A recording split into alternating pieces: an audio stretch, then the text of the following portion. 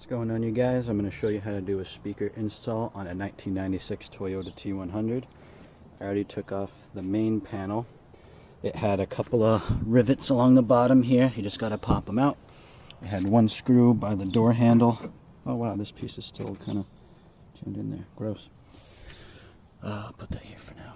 I'm not the cleanest guy, but this is my speaker. I got a couple of kickers. They're size 5.5, and we're going to put them in.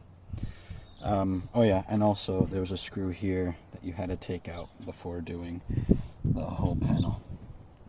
So I have taken off the main bracket here, and you can't get this off, and you need this bracket, and I'll show you.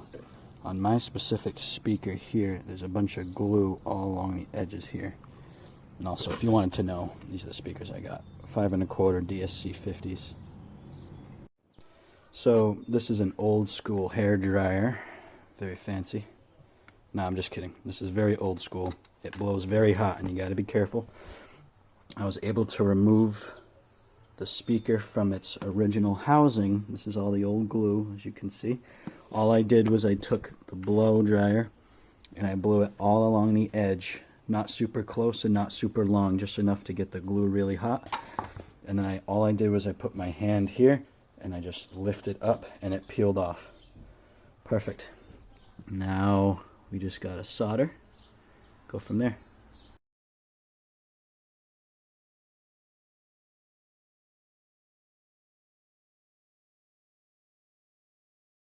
So I just finished up with the blow dryer, started to push it down, and you can see it just comes right off, all that glue. What you do here is you cut these just a little bit back, and then you solder it back onto the posts. Now for me, upside down, the one on the left is blue. It's the same thing with the other speaker. So I'm just going to solder that on.